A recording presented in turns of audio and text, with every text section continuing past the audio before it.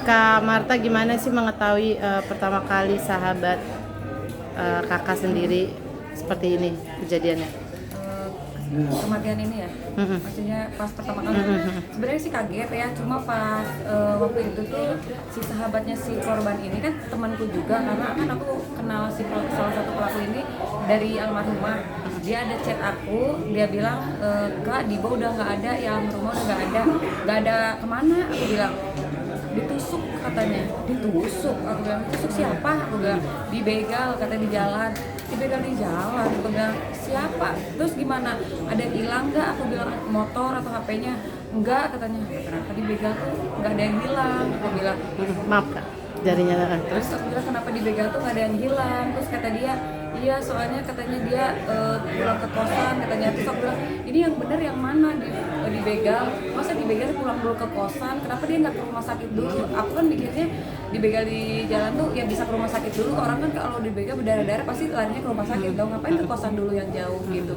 Terus kata dia enggak, aku emang kamu mana, aku bilang. Terus kata dia aku lagi ngurusin pacar aku muntah-muntah mabuk di toilet, kata si Cumei ini, si C ini.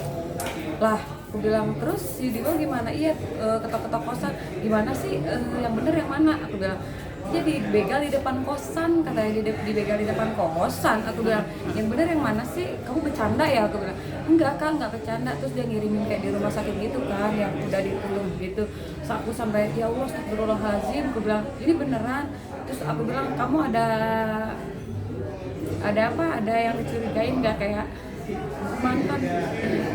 mantannya atau mantan dia atau teman mantannya, nggak ada.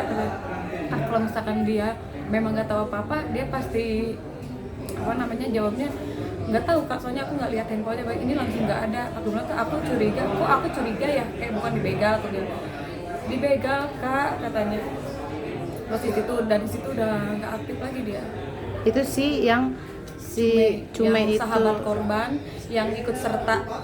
yang ini Feby bukan? Bukan. Apa? Yang si Feby itu Feby bukan. bukan, Feby ini pacarnya korban yang mengirim SS-an. Katanya terjadinya seperti itu karena si Feby ini pacarnya si korban, di chat sama si korban, katanya aku nggak suka kamu deket Alexa, katanya kan pengakuannya gitu. Terus dikirimin lagi lah sama si Feby sama si Alexa ya, sampai terjadi seperti itu.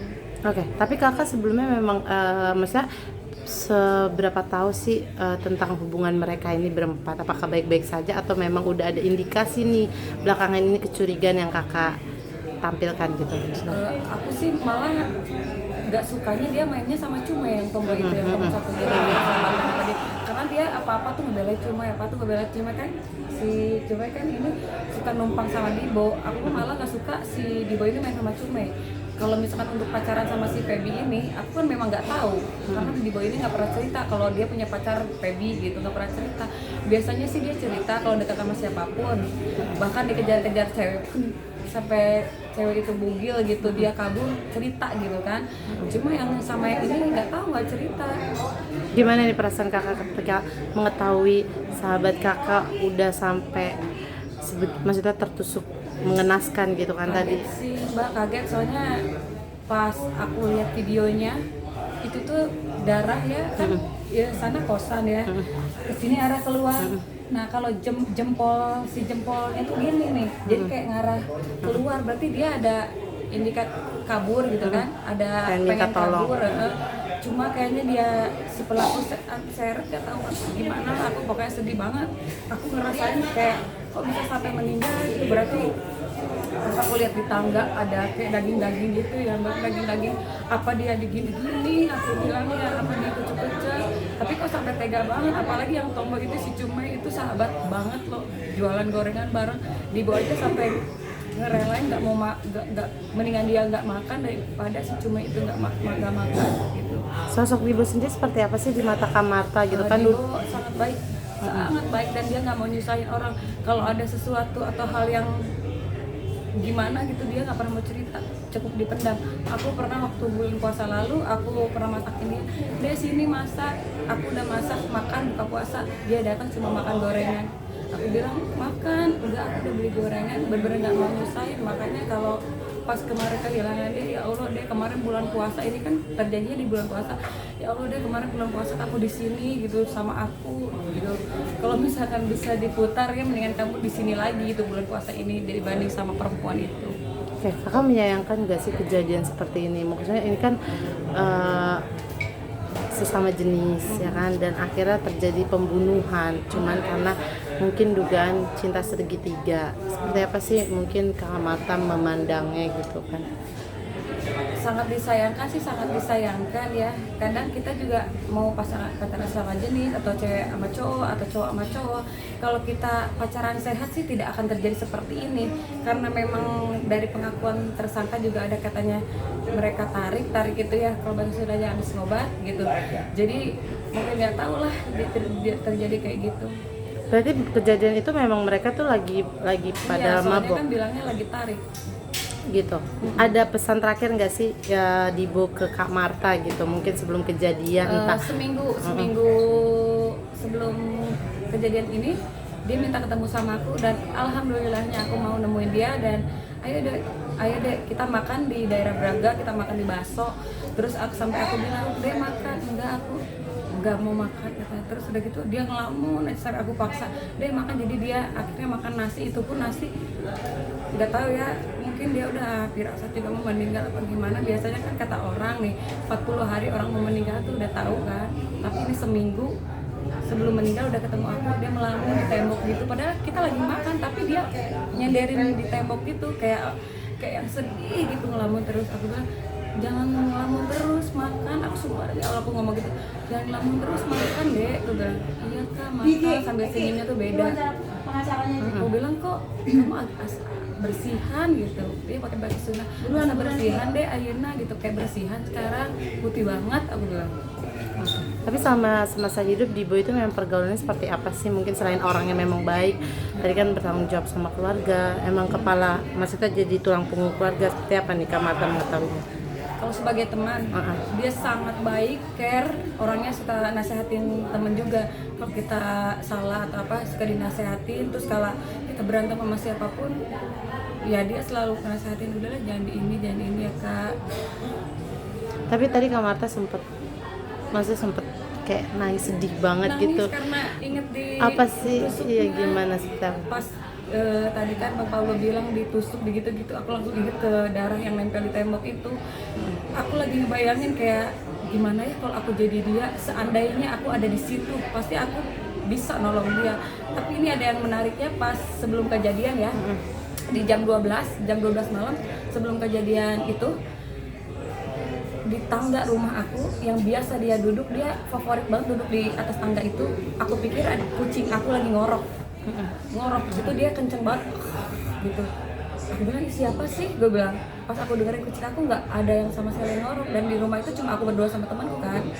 Nah pas itu kok ada yang ngorok di situ, pas jam 4:30 si Cumi itu ngehubungin Dibo ditusuk. Gak tahu aku juga apa itu pertanda ya, dia ngasih tahu. Berarti kemungkinan itu kayak dia datang ke kakak seperti ngasih tahu. Cuma kan aku nggak tahu deh bakal dia yang itu tempat duduk favorit dia di situ. Kalau lagi nungguin aku masak apa, kalau datang ke rumah pun kak salam, duduk di situ langsung, nggak pernah duduk di sofa atau apa. Kak, ini kan dugaan katanya 2 pelaku belum ditangkap, ya kan? Awalnya sih sudah ditangkap bertiga itu, cuma gak tahu kenapa yang 2 ini jadi tahanan kota katanya kan. Dan dirilis di media sosial, di semua berita itu kejadian Ciamis, gadis Ciamis dibunuh sama 3 wanita, teman wanita. Yang dipertanyakan, yang 2 mana? Kok yang dirilis cuma 1 orang gitu? Yang 2 kemana? Itu sih yang kita pertanyakan gitu. Sangat disayangkan kalau memang dia salah, kenapa nggak dihukum gitu. Tapi menurut kakak apakah ini ada dugaan perencanaan gitu juga nggak sih?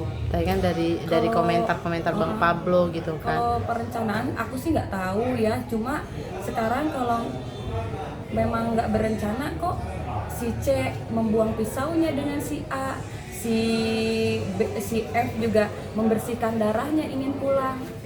Kalau misalkan memang mereka tidak bersalah, mereka bisa dong lapor polisi di saat itu gitu, di saat itu ya, bukan setelah kejadian tapi di saat itu ya kan.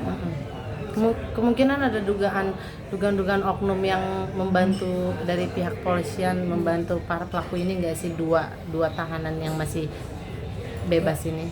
Nggak tahu deh. Menurut Kak Marta. Menurut aku ya nggak tahu juga, soalnya ada simpang siur ya, dibantu sama polisi, terus yang si Feby ini dikatanya dibebasin sama gadunnya, si tamunya, udah simpang siur, banyak banget yang bilang seperti itu lah.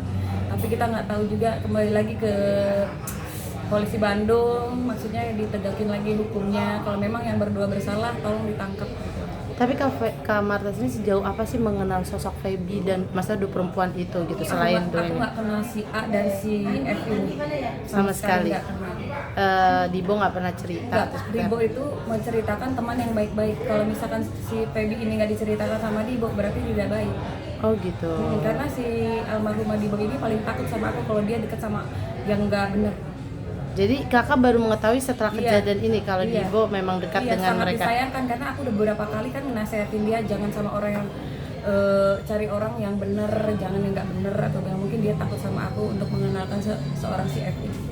Oke. Kakak melihat keluarga seperti apa sih, kan tadi kakaknya sangat terpukul sekali ya, dan Sangat sedih banget, sangat sedih banget. Dari awal juga kan aku yang ngedampingin, terus yang ke Jakarta juga aku, yang ngurusin di sana juga teman-teman yang di Bandung sama aku juga ikut, yang minta podcast ke Bang Pablo juga kan aku untuk dinaikin, soalnya ini kayak ada kejanggalan gitu.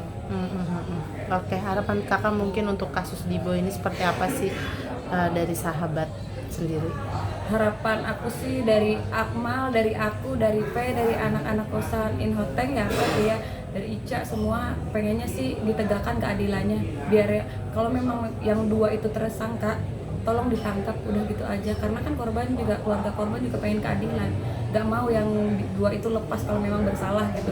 Gimana kalau nanti suatu saat nanti entah ya si pelaku ini nyari si Teteh atau gimana kan, kita nggak tahu, atau melakukan hal yang sama gitu, kita kan nggak tahu. Oke, terima kasih Kak Marta.